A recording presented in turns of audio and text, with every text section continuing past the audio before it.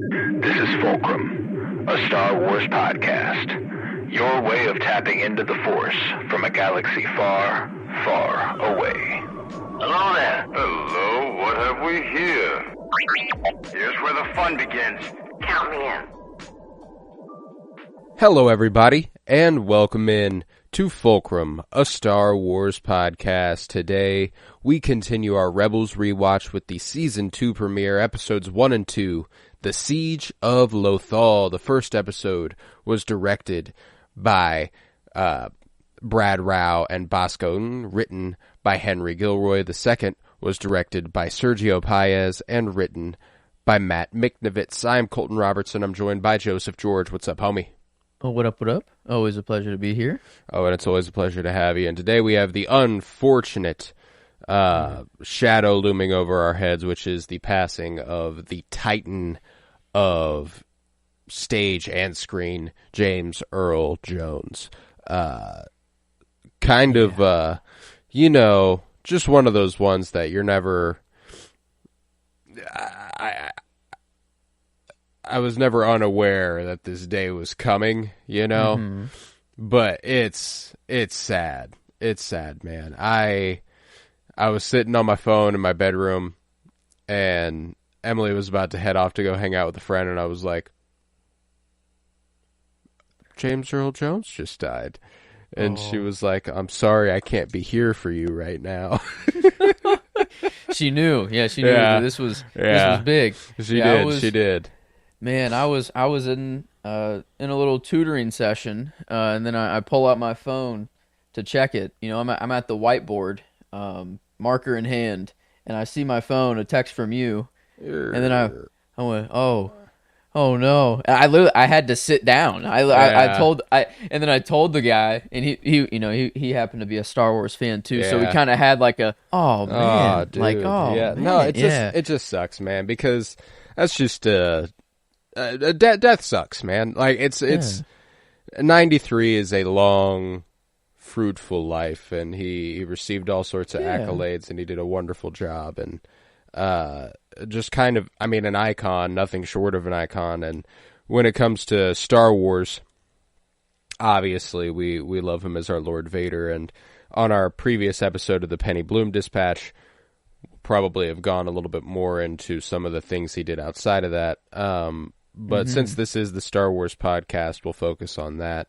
The way he brought Vader to life, and the way that we got to watch him bring Vader to life in Rebels here these weeks, it was an interesting a bit of timing there, where he only voiced Vader in 5 episodes of Rebels, 2 of which are this week. Whoa.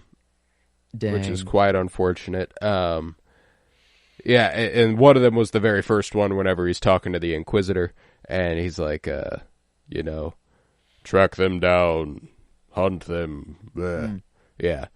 But, he was just incredible. And I watched Star Wars, I watched A New Hope yesterday just to kind of watch A New Hope. You know, I wanted to see where it started, wanted to see where it all came from, and the combined physical imposition of David Prowse and the booming voice of James Earl Jones, like, they just brought the most iconic villain of all time to life, and a crucial part of my childhood and life.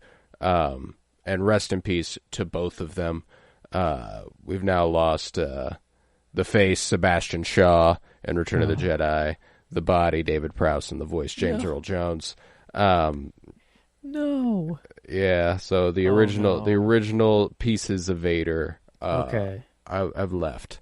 Well, maybe now Vader can finally rest. Anakin's Force Ghost is actually fully there now. You know, it's fully able to jump over to the other side. But oh man, it's just sad, man. So wanted to start the show with a little bit of a, it just sucks because he was an incredible performer, nothing short of the best.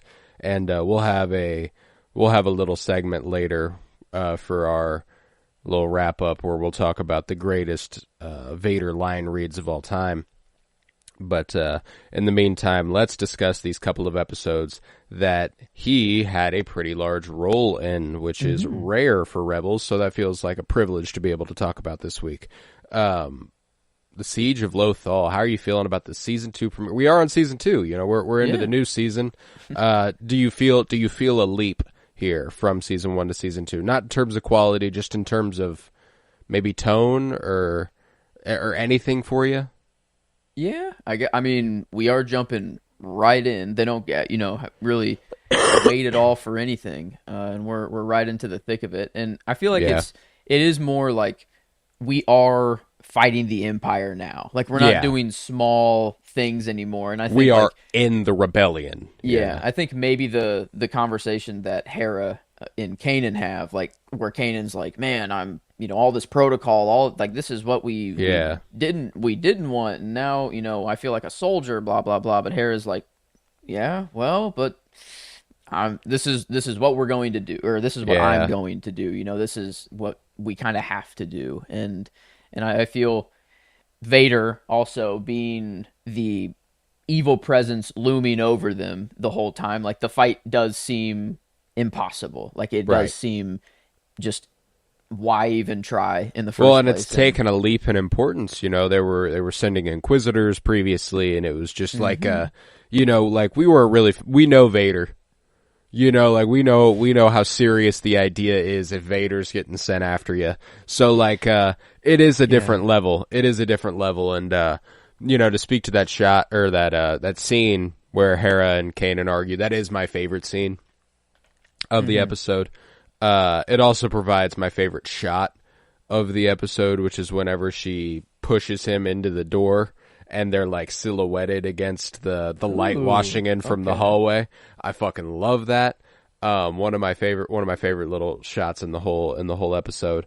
But it's also a scene that makes Hera my favorite character. This scene was absolutely my favorite. I think it provides a great way to see into the mind of Hera versus Kanan, and not that I can't appreciate both perspectives. Of course, Kanan doesn't want to jump into a war.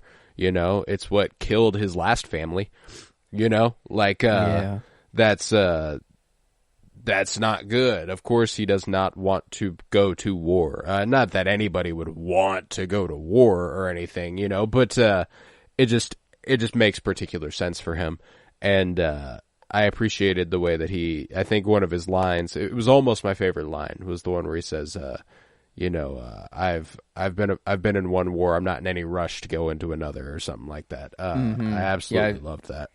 Yeah, like, maybe it was like, I've seen the damage that it does, or like, I've seen what a war does to people, and I can't let that happen again. Like, it was just, he's just done. He's done his time. It's like, no, we cannot repeat that. It's so bad. But then it's just that ever ending cycle of like, man, we don't want to repeat that, but if we want to make the change that needs to happen, we got to do that. Yeah, exactly. And, so, but no, I ended up, I liked that. I'm glad you went that for your scene. It was one of my potentials, but it's very small. I guess I still won't pick it as my favorite, but just that initial kind of meeting that they have in the command ship, the command room, or the bridge of the command ship, where Chopper comes in with that message from Minister Tua eventually, but Kanan, I guess they was the beat, because Chopper was gonna send that message or start the message up, but like Hera was like, no, like it was like a big no, I guess.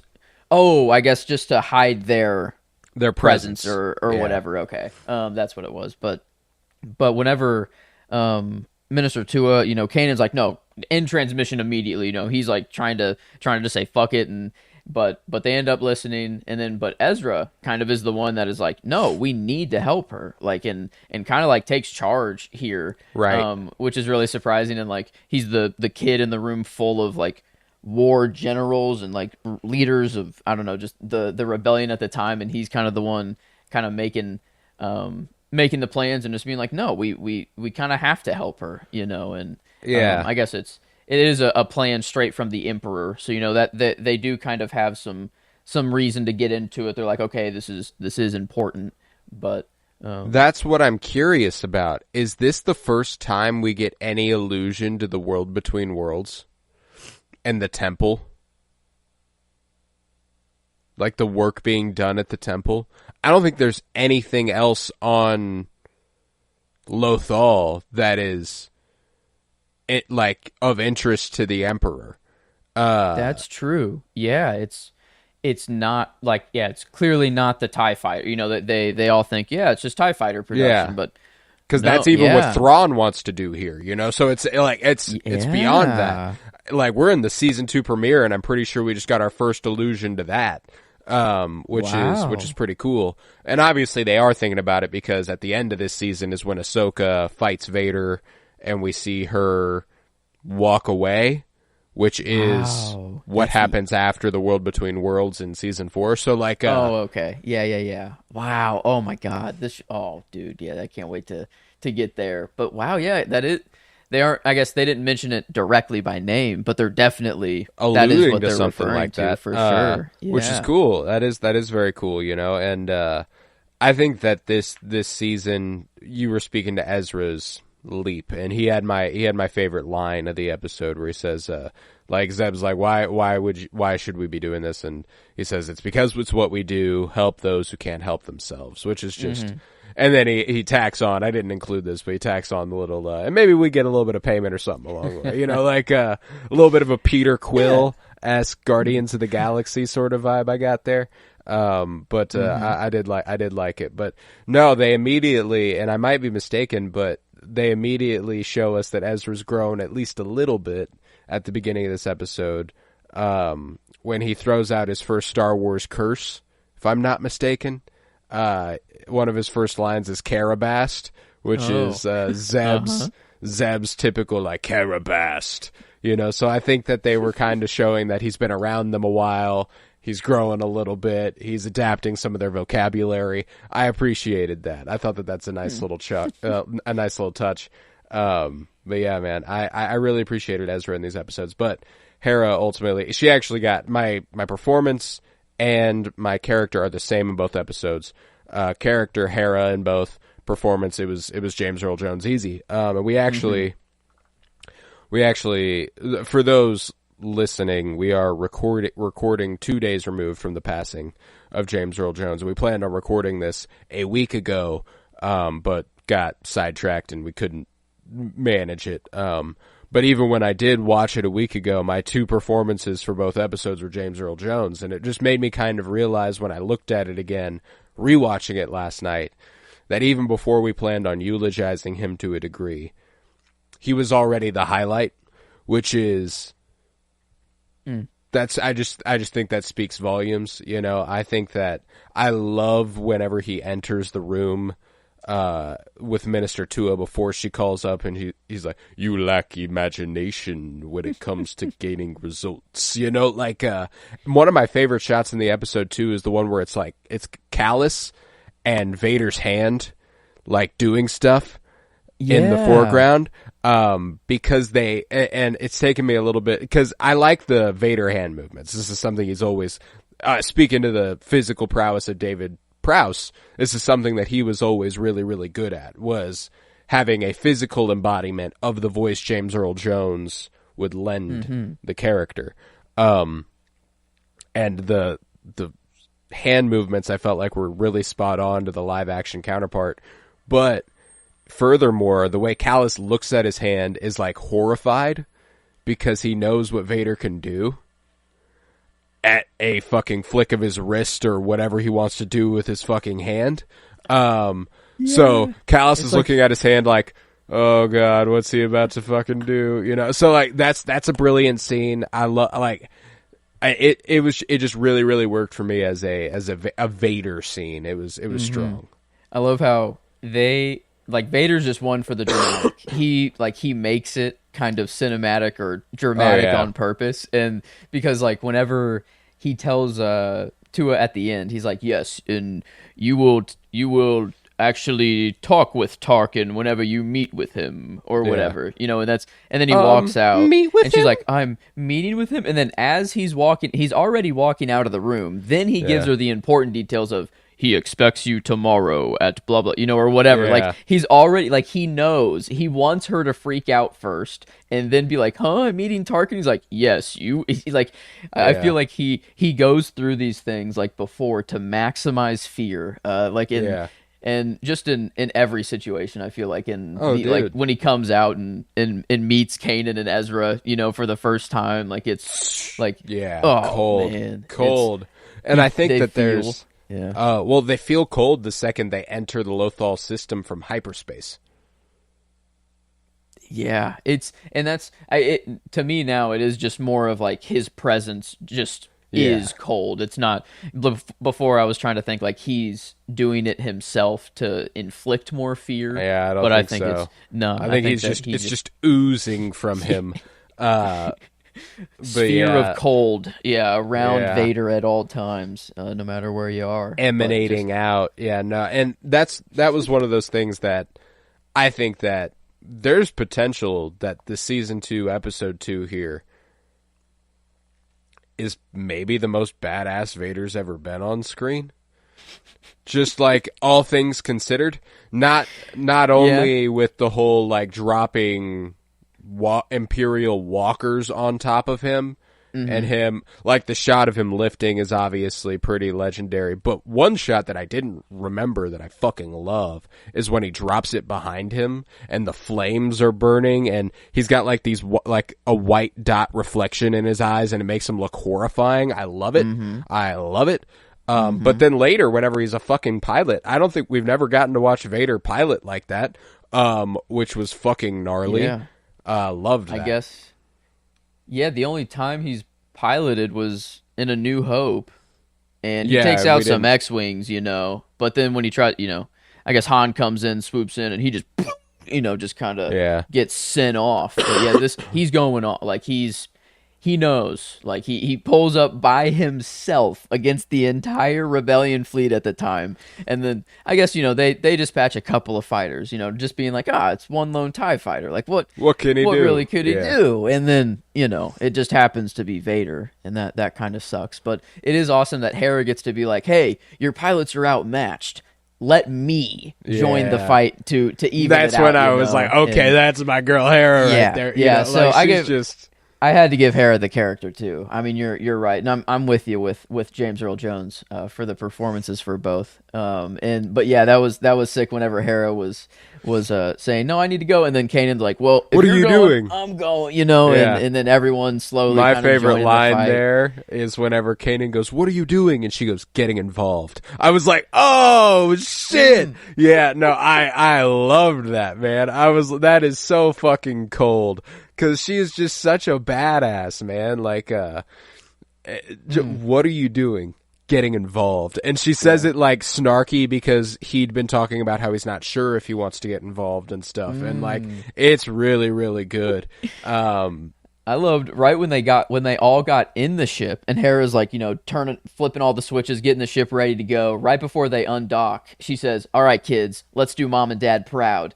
And I don't. It could be like, you know, like referring to your own parents, like she's like, "Hey, make your own parents," or it's like, "Hey, like make me and Kanan proud." You know, like she's self-referential, which could be kind of funny. But that was a really feel good moment. Whenever I don't know, Hera was just, "Nah, we got to go," and because even in the first episode, or was it the first episode, whenever they got back to the ship, and then Chopper was like, "Oh, a transmission was just sent out from the ship," or whatever, Hera instantly takes off running to like the bridge to like inform like, "Hey, we need to evacuate." No, that's like halfway through the second one. That's before Vader arrives. Okay. Yeah. But and then it kind of takes a second for Kanan and Ezra to realize, you know, like Hera Chopper walks in, he's like, barp, barp, barp, and she's like, "Fuck." Yeah. No, I love it. I love it. And, yeah, no, she's fucking awesome. And she is definitely, character-wise, so far the highlight of season 2. But the scenes in these two episodes, I did go with Hera and Kanan in the first. but I easily could have gone with any Vader scene, because Vader in the second one, whenever he's like, the rebels, what word does he use? Their hope, their empathy, their goodwill. They have too much goodwill, and that goodwill will be their undoing or something. We will exploit it. Burn Tarkin Town to the ground. Essentially. Like that's cold as fuck. You know what I'm saying? But my favorite scene is definitely Vader sensing Ahsoka and the build up there whenever Ahsoka is reaching out and Vader's reaching out, and Ezra's like, it's something familiar. The fear, the anger, the hate, and then the music swell and Ahsoka opening her eyes and Vader going, the apprentice lives. Oh, like that's cold, especially on the other side of the Clone Wars, where where Ahsoka makes him think that she's gone and dead. Like this is an actualization, and I think that there is a degree of, we know that she doesn't realize Vader is Anakin until the end of season 2, because he speaks to her and she's like, oh shit, but do you think there's something to the idea that maybe she was in denial in realizing that it's Vader, that it's Anakin then? Because they do ask her, like, they straight up ask her, like, do you know who that is? And her answer is kind of like, she's saying no, but she kind of is like, no. Right. Like, no, I don't know who that is. Like, yeah, maybe this is like the start of a denial, and then at the end it's like I don't know, you can't deny it anymore whenever right. you see it face to face, I guess. But yeah, to me it feels like she is denying it completely right now, and that she does know. But yeah, I don't know, because you're right, she does act very surprised, whenever she does, I guess, actually find out. But this episode kind of reaffirmed for me the way that I felt the first time I watched Rebels, because I was under the impression that when they do fight at the end of the season, she was already aware Vader was Anakin. That was something that I, for some reason, after the first time I watched Rebels, was fairly certain of. And then I talked to people about it, and they were like, it was some conversation. It was probably between us, Miles, Kyler at some point. Mm-hmm. And I feel like Miles was like, no, she learns that then. And I'm like, no, she fucking doesn't. But she seems to have on my second viewing and stuff. But yeah, I don't know. Like I have a little bit of a mixed feeling there, because it felt like the reaction, the way she faints, and it's like, I don't know what else could have happened there besides her sensing a familiar presence, but it was intensely dark. Yeah, I don't. Why would she faint? Yeah. Like, why she screams?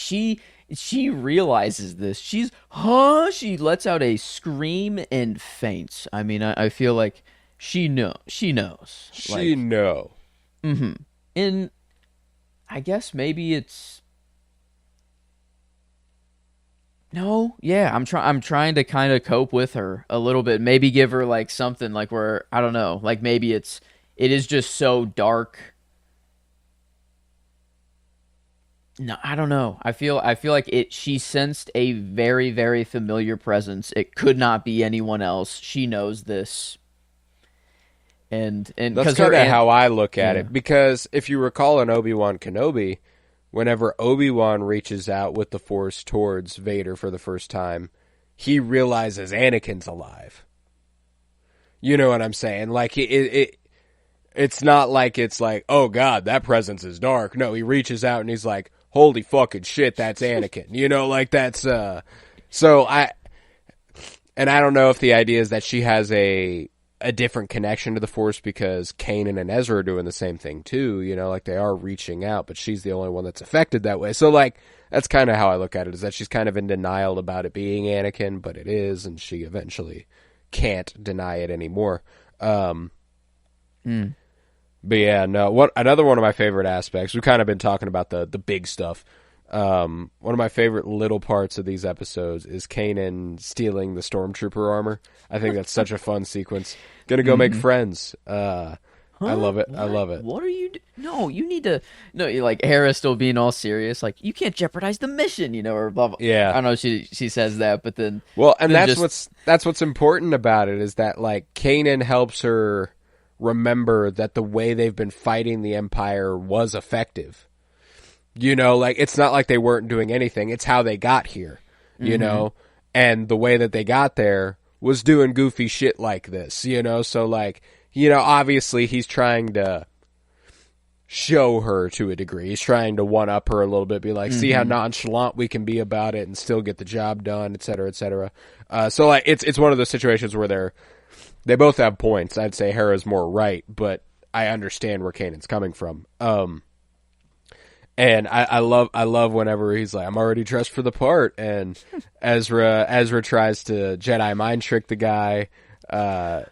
And I wish it worked for me. I wish it worked on you. Yeah. Like just a lot of great little beats between Kanan and Ezra, and like it just kind of feels like we're in the flow of things, and we're starting to place focus on bigger implicating things, which I really, really appreciate. Because the show gets pretty big, which it always remains pretty intimate in terms of being about the family. But galaxy implications are there, and I think that's cool for a show like this. Mm-hmm. Yeah, and whenever Tarkin Town is burned, and Ezra just goes off, and Kanan, knows, just let him go, and eventually goes up to talk to him, and then they have that moment where it's like, Kanan's like, there used to be 10,000 Jedi defending the galaxy, but now it's only us, and Ezra being like, well, I'm not afraid, and Kanan's like, well, that's kind of what I'm worried about a little bit there, and but just a good moment between them two. Like we've always had just so many Jedi, like Kanan said, to protect, but it is weird to have two, like kind of like the rule of two, but just for the other side. I guess Ahsoka's still there. Like there's still light side fighters, that are still there, other than Kanan and Ezra, but it's just cool to kind of have that other side of it when it's not just two people trying to do the most evil to the galaxy. It's just two people trying to take that down, trying to do good. It's very affecting, like, because that's one of my favorite things about Kanan in these two episodes is that it's again him reflecting on that past and how it's affecting the way he's looking at the situation at present, but realizing that the people in his past would probably tell him to go ahead and do what Hera is asking him to do, and it's an interesting dichotomy he has to deal with. But I really, really love these two episodes.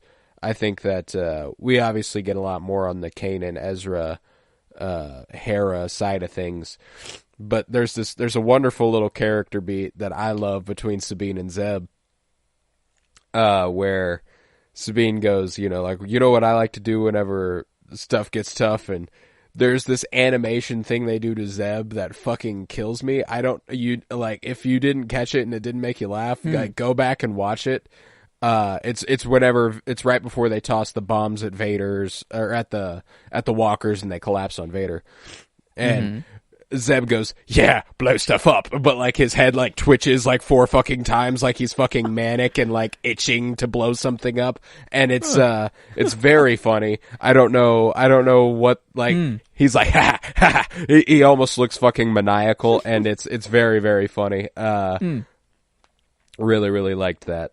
I don't know. I didn't quite catch it. I guess I was I didn't see. I'll have to go back and watch it, but I guess I was more focused on the Vader parts of. Well, and that's what was. There, but that was why it was funny to me, is because it was an otherwise pretty dark scene, or not dark, but like intense.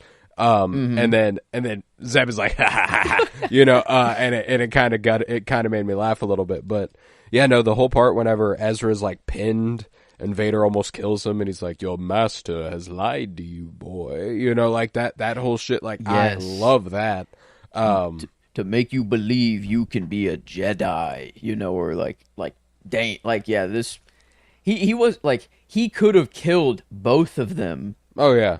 At multiple points, but he's just doing this to, like, is he just trying to humiliate like, you know, a little bit, like, and even Sabine, like, trying to shoot him at the end, and he just ding ding, like, just right back to her. And man, I mean, yeah, everyone just kind of, they were in that ship after, and they were just like, damn, they were like, we cannot come back from I don't know, there was a real depression moment for a little bit. Yeah, they were sitting in there like, we don't stand a fucking chance against that guy. You know, like, like them going like, if that doesn't get him, what will? Kanan be like, not us, let's fucking go. You know, like, yeah, I we love gotta that. get out of here. And then I love whenever everyone just asks, like, what was that? Like, that, like, they've met Inquisitors, which before was kind of like, you know, kind of like, oh my god, that's an Inquisitor, but now they're just like, wait a minute, this is like a whole different thing. And then Kanan having to be like,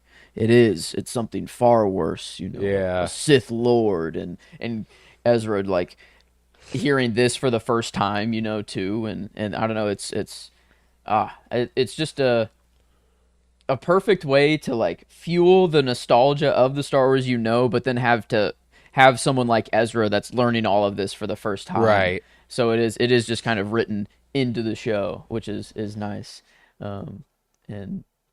But yeah, I don't know. I ended up going with Ezra. I don't know if I've ever explicitly said it for the first episode. But I did end up going Hera, character wise, for the second. But for the first, I did go with Ezra for the kind of taking charge and really kind of not really being afraid of the Empire, you know, seeing all these things and still just wanting to. He's all gung ho. So I thought he had a really good start for the season for Ezra. But yeah, I don't know, couldn't really go with anyone other than James Earl Jones, especially after the news. Now, I was maybe gonna spread the love, but I don't think we should. I don't think there's any point. Yeah. I mean, he's just obvious. He's also Vader, man. Like, if Vader is in your episode and he's voiced by James Earl Jones, it's like, why would you go with anybody else in terms of voice acting? That is the most iconic voice acting performance maybe ever, which is pretty insane. To be able to say that and not be like, well, I don't know. Like, no, there would be very few people who would dispute that. Like, if you went, Darth Vader is the most iconic voice acting role of all time, I don't think there's a soul on earth, besides contrarians who are trying to be subverting, that would be like, no, I don't think so. You know, like, everyone would go, yeah, that's Darth Vader. You know, like, that's what that is. I was gonna say I looked up the most iconic voice acting role of all time, and it was just Mel Blanc, the voice actor, but it's just because he did so many voices. Yeah, but mean, like, you get into like Looney Tunes and you know that sort of stuff. It could be different. Scroll down just a little bit. Darth Vader for one role is the first to pop up. Yeah, it makes sense. I mean, even we had Billy D. Williams in the episode 2 as Lando. Yeah, that's true. But it's only for a little bit, you know. Over that whole air. Strategy where they let the drones float up, like, that's cool. I love that. I love that thought. You know, the southern droid that he sends them to, like, what the fuck? I love that.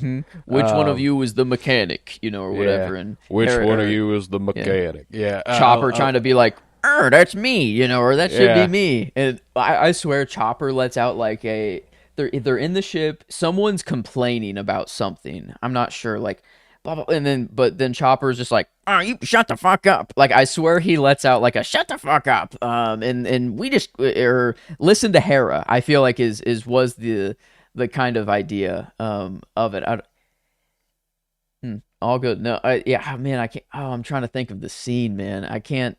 They were in the ship. Hera was trying to tell the crew to do something. And I think Kanan was the one who was complaining about it all. And then Chopper, shut the fuck up. Listen to Hera. We have to do this, I think is kind of the idea of the line.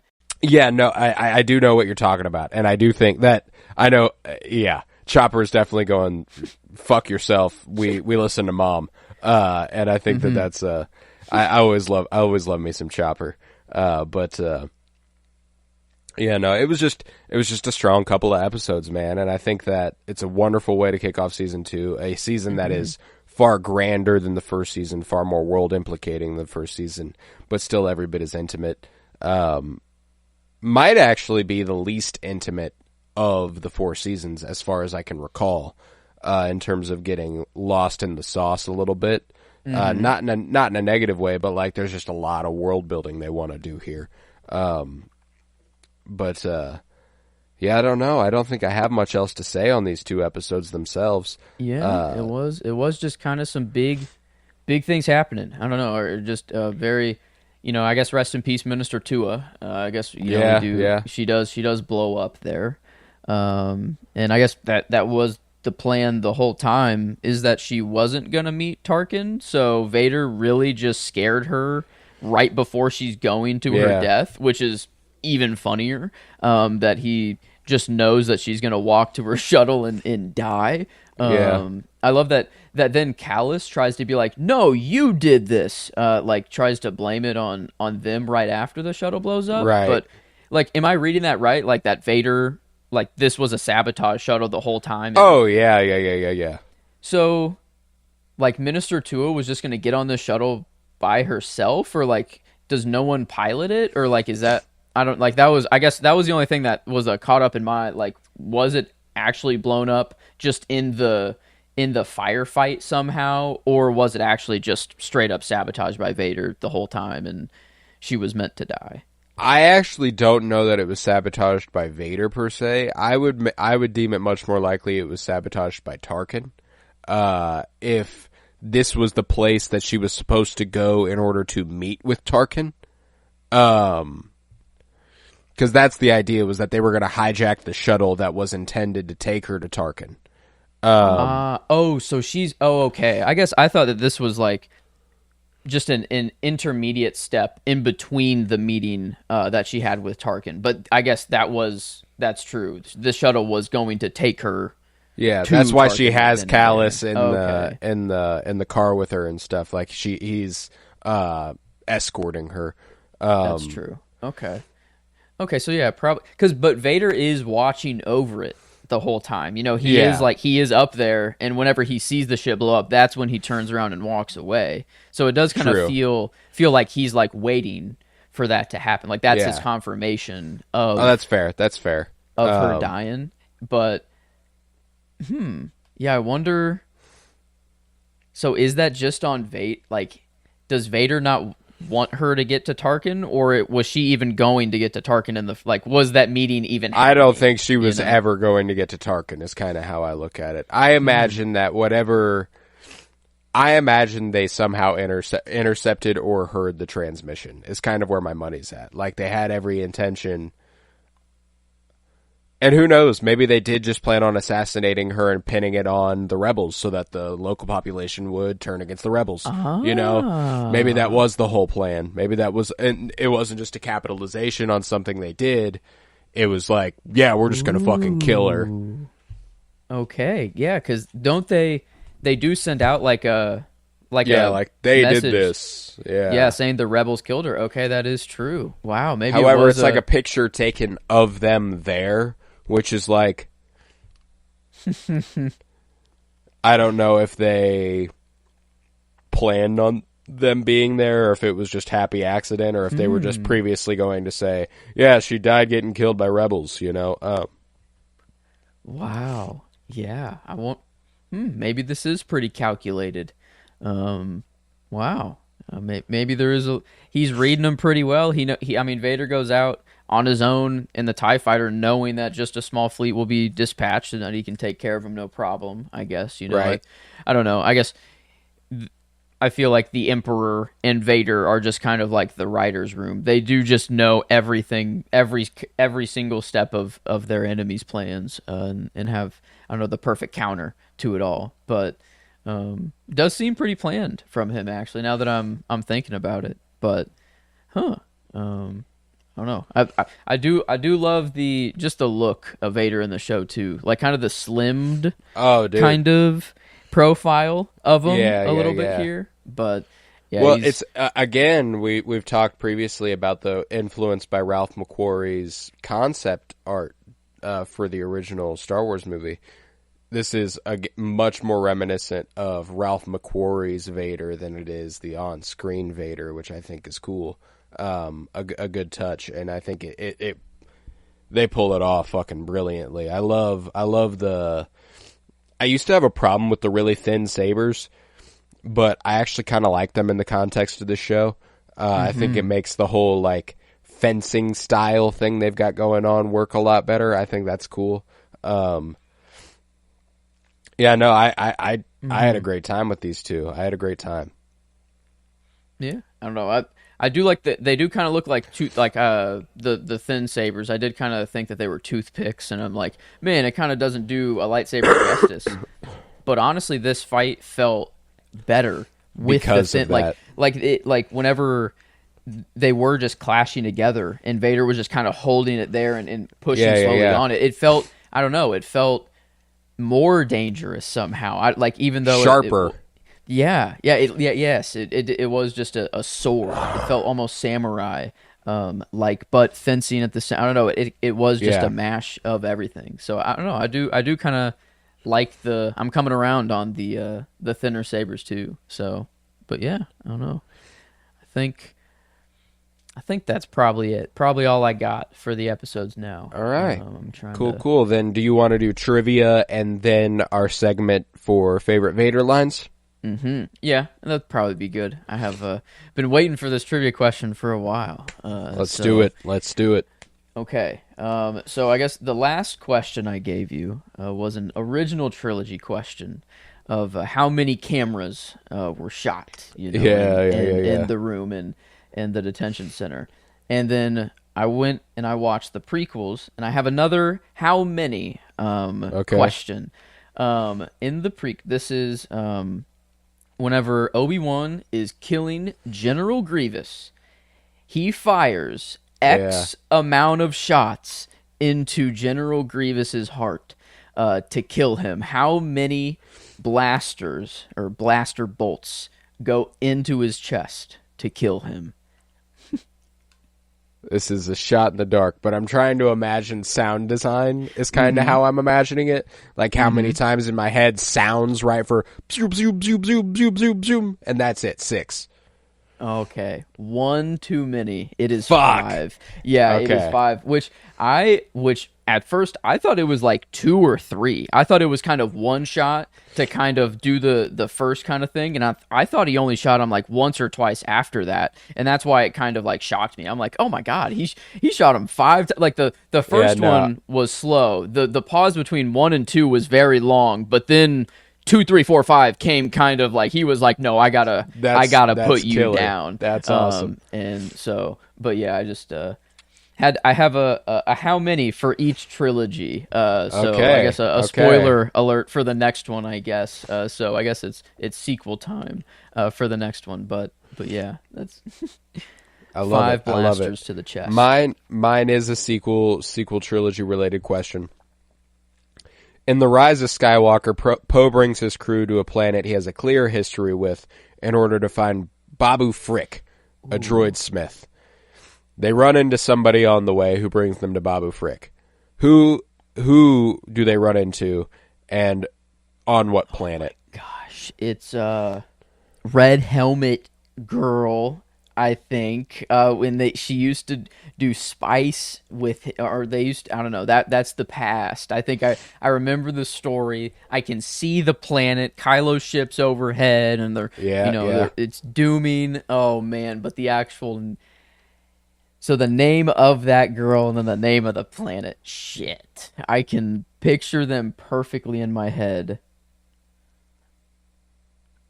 Oh, can I get her name? Do you want a first initial or anything? That might help. The planet, I feel like I have almost zero clue on the planet name. But maybe the initial could give, maybe I could do it for the name. Okay, her name starts with a Z. Oh.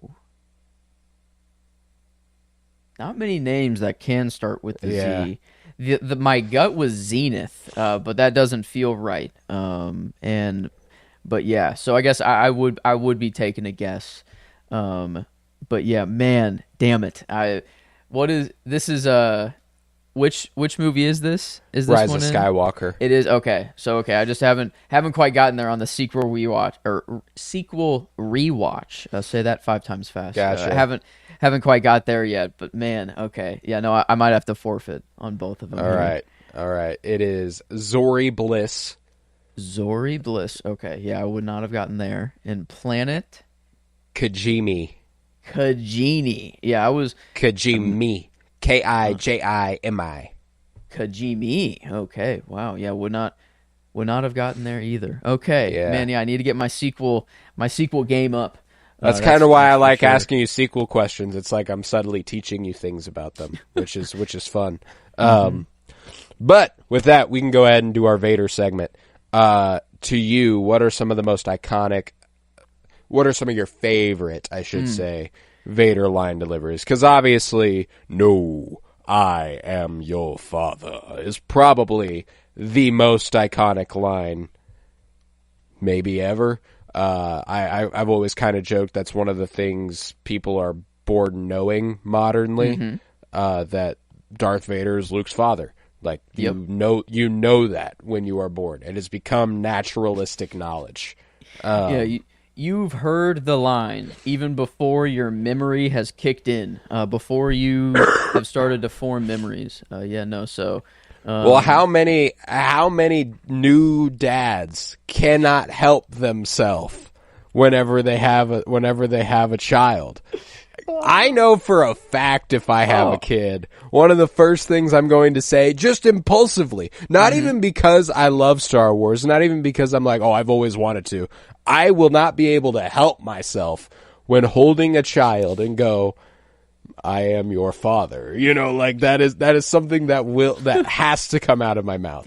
Yeah, it is. We did say he might. I mean, he does have the most iconic voice acting role of all time, and he might have the most iconic line just in any movie of all time too, which is kind of crazy. But my favorite that I always go to is in Return of the Jedi. Whenever he's talking to Luke up on the little catwalk, I guess, before they go up to the Emperor, and "It's too late for me, son." Is kind of one of my go-to. I don't know. It's just he accepts the kind of defeat.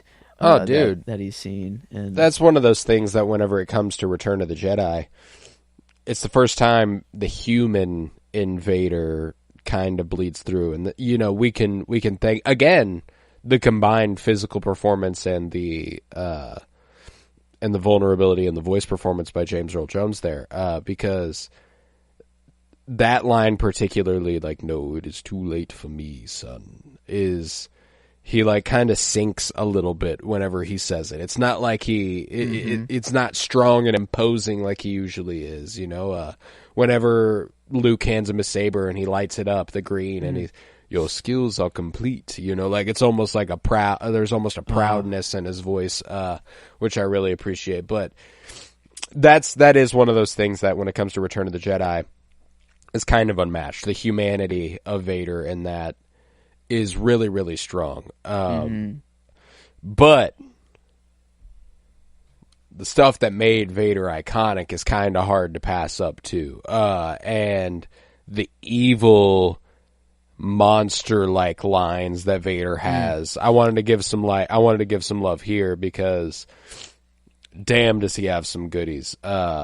My favorite, and I point this out every time we watch Empire, every time it comes around. This will not be the first time you've ever heard me say this, but whenever Luke goes to confront him in the carbonite chamber in Bespin, and he says, "The Force is with you, young Skywalker, but you are not a Jedi yet." And he hisses that, like, god damn, bro. I fucking love it. It is so good. I'll never Jedi but yet. You are not a Jedi yet. And it is so fucking good.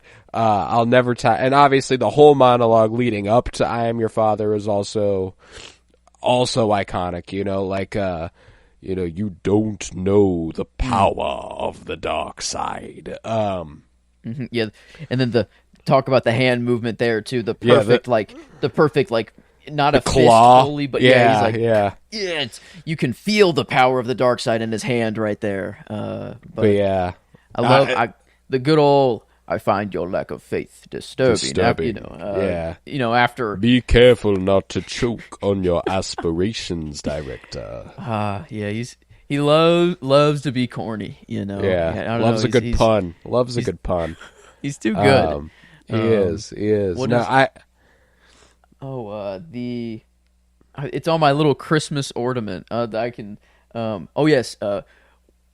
When you were the learner, but now the beginning of it though. When we last met. When we last met, you were the teacher. Is that it? Yeah. Yeah, I guess. When we last met, I was but you. When I left you, I was but the learner, and now I am the master. Yeah, there's a really, really good line during that exchange that I wish I could remember who tweeted this, because it was a really, really good point that I'd never caught on to. That initially probably it could have been intentional, but no real way to know. And now looking back, it kind of gains this extra layer of sadness. Whenever Vader and Obi-Wan are fighting in A New Hope, there's this beat where they clash sabers for a second, and then Vader goes, "You should not have come back." And Obi-Wan just kind of looks at him for a second, and then they keep fighting. He doesn't even respond to it. So there is kind of there's this layer of Vader has a sheen of sadness after the prequels. But I'd struggled to find anything in A New Hope that did feel that way, because I've always just kind of gone well, they didn't have any idea he would be anything other than a henchman at that time, that's just the reality of it. But that layer does kind of work there, and I appreciated the person who pointed that out whenever he goes, "You should not have come back." There's this. I don't know what it exactly feels like, but it's almost like I don't want to do this. I don't want to kill you, And I really appreciate that. But maybe the saddest Vader line of all time that has kind of gotten memed. It's one that you wouldn't think about because it's not in the original trilogy. But where is Padme? Is she safe? Is she all right? Yes. That's a pretty iconic one. I mean, you can't be iconic and not enter the meme realm. It's just gonna happen. And man, I feel like he is memed quite heavily. I feel like the choke on your aspirate, that was a big one just when Rogue One came out. I guess that, I don't know, I just seen that GIF over and over. I remember whenever that movie came out, but no, it's still kind of crazy to think about. But 93, that's nice. I didn't know that he was that old. I didn't know he didn't get to that is like a nice. Born in 1931. Yeah, so long life. That means that when he was Vader, he was 46 for the first time. So it's wow. That was a later in the career. I mean, not even that was kind of career making.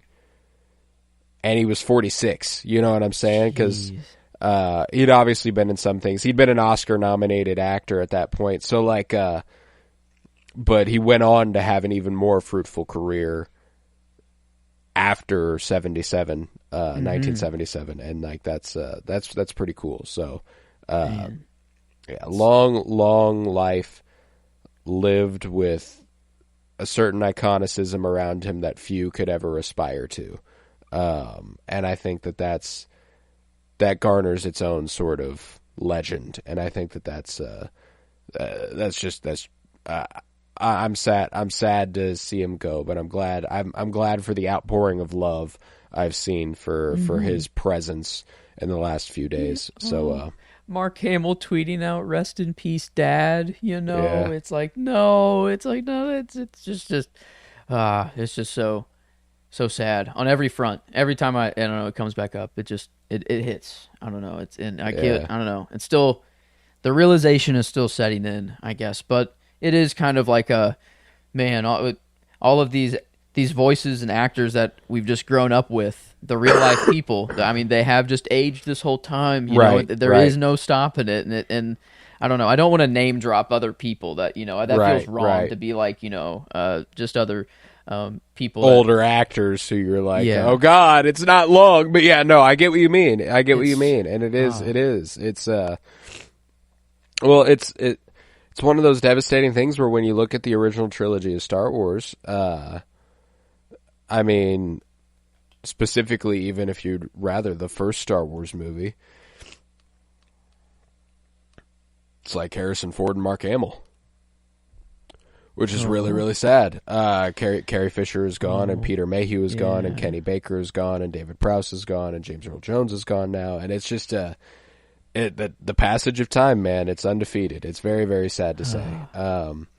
Man, but I guess his name, he will live on. The two deaths that you have, the physical and then the last time your name is spoken. I feel like his name will be spoken for a while, a long, long time. So yeah, he's got nothing to worry about. He will remain. His Force ghost is going to stay. Name's literally written in the stars. So it's a nice a legacy that will not soon be forgotten. So. With that, I think we can go ahead and conclude this episode of Fulcrum, a Star Wars podcast, and we'll be back next week for Season 2, Episodes 3 and 4. Head to the Penny Bloom podcast where you can find the Penny Bloom Dispatch. We got a lot there for you, so you should check that out. But with that, I was Colton Robertson. I was joined by Joseph George. Thank you very much, homie. Oh, thank you for having me. It's always a pleasure to be here. Oh, and it's always a pleasure to have you. And remember, for light and life, and rest in peace, James Earl Jones.